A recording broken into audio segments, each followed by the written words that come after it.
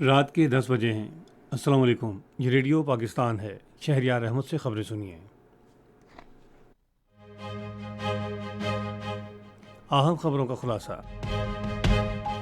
صدر اور وزیر اعظم نے ملک میں دہشت گردی کے حالیہ واقعات کی مذمت کرتے ہوئے دہشت گردی کے ناسور کے مکمل خاتمے کا عزم ظاہر کیا ہے۔ سیکیورٹی فورسز نے میاں والی میں پاک فضائیہ کے تربیتی ایئر بیس پر دہشت گردوں کا حملہ ناکام بناتے ہوئے 9 دہشت گردوں کو ہلاک کر دیا ہے۔ اقوام متحدہ میں پاکستان نے کہا ہے کہ اسرائیل فلسطینیوں کی نسل کشی کر رہا ہے۔ بنگلورو میں آئی سی سی عالمی کپ میں پاکستان نے نیوزی لینڈ کو ڈی ایل ایس طریقہ کار کے تحت 21 رن سے شکست دے دی ہے۔ اور اب خبریں تفصیل کے ساتھ۔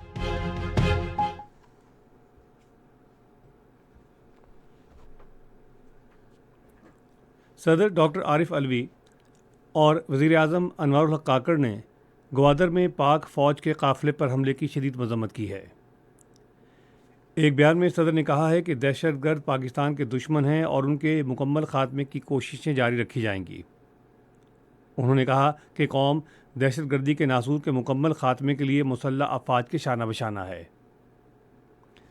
ڈاکٹر عارف علوی نے میاں والی میں پاک فضائیہ کے تربیتی ایئر بیس پر حملے کی بھی مذمت کی۔ انہوں نے دہشت گردوں کا حملہ ناکام بنانے پر اطمینان کا اظہار کیا۔ نگراں وزیر اعظم نے ایک ٹویٹ میں کہا ہے کہ ملک کی سلامتی کو نقصان پہنچانے کی کسی بھی کوشش سے آئینی ہاتھوں سے نمٹا جائے گا۔ انہوں نے کہا ہے کہ بہادر پاک فضائیہ نے میاں والی میں دہشت گردوں کا بزدلانہ حملہ ناکام بنا کر ایک بار پھر اپنی جرأت اور بہادری کا ثبوت دیا ہے۔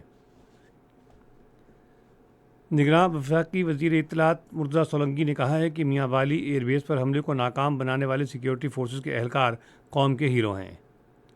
دہشت گرد حملے کو ناکام بنانے والے بہادر جوانوں کو خراج تحسین پیش کرتے ہوئے انہوں نے کہا ہے کہ سیکیورٹی فورسز نے بروقت کارروائی کر کے دہشت گردوں کے ناپاک عزائم خاک میں ملا دیے۔ وزیر اطلاعات نے کہا کہ دہشت گردی کے خلاف جنگ میں پوری قوم سیکیورٹی فورسز کے شانہ بشانہ کھڑی ہے۔ میاں والی میں پاک فضائیہ کے تربیتی ایئر بیس پر تلاشی اور کلیئرنس آپریشن کے دوران 9 دہشت گردوں کو ہلاک کر دیا گیا ہے۔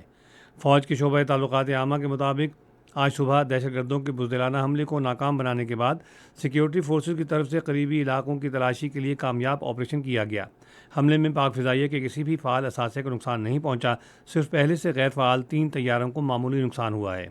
فوج کے شعبہ تعلقات عامہ نے اپنے بیان میں کہا ہے کہ فوری اور پیشہ ورانہ آپریشن تمام امن دشمنوں کے لیے ایک کھلی تنبیہ ہے کہ پاکستان کی مسلح افواج چوکس ہیں اور بادر وطن کو درپیش کسی بھی خطرے سے دفاع کی بھرپور صلاحیت رکھتی ہیں۔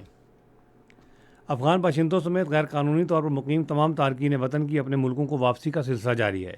تفصیلات کے مطابق چمن اور تورخم کی سرحد سے روزانہ غیر قانونی طور پر مقیم ہزاروں افغان باشندے اپنے ملک واپس جا رہے ہیں۔ گزشتہ روز 12,000 سے زائد افغان باشندے اپنے ملک واپس گئے۔ خیبر پختونخوا اور بلوچستان کے مختلف اضلاع میں غیر قانونی طور پر مقیم غیر ملکی باشندوں کے لیے عارضی ٹرانزٹ کیمپ قائم کیے گئے ہیں۔ پاکستان نے کہا ہے کہ محصور غزہ میں فلسطینیوں کی بنیادی ضروریات کو پورا کرنے کے لیے فوری جنگ بندی ناگزیر ہے۔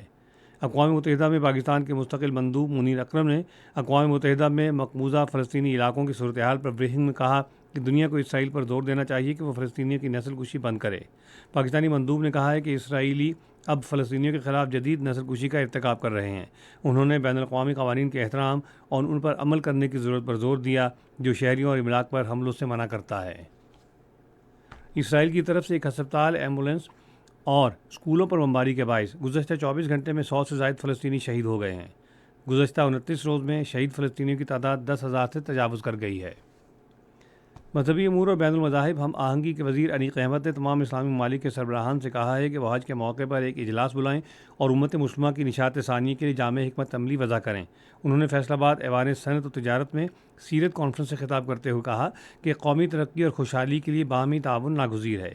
انہوں نے امت مسلمہ کی صفوں میں اتحاد کی ضرورت پر بھی زور دیا۔ کرکٹ۔ بنگلورو میں عالمی کپ کرکٹ ٹورنامنٹ میں پاکستان نے بارش کے باعث ڈگوس لوئس قانون کے تحت نیوزی لینڈ کو 21 رن سے ہرا دیا۔ نیوزی لینڈ نے پہلے بیٹنگ کرتے ہوئے مقررہ 50 اوورز میں 6 وکٹوں کے نقصان پر 401 رنز بنائے۔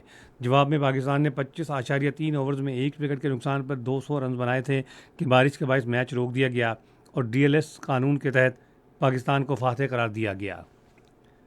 عالمی کپ کے ایک اور میچ میں آج رات احمد آباد میں آسٹریلیا نے انگلینڈ کو 33 رن سے ہرا دیا۔ آسٹریلیا کی ٹیم پہلے بیٹنگ کرتے ہوئے 49.3 اوورز میں 286 رنز بنا کر آؤٹ ہو گئی۔ جواب میں انگلینڈ کی ٹیم 48.1 اوور میں 253 رنز بنا کر آؤٹ ہوئی۔ اسی کے ساتھ خبریں ختم ہوئیں۔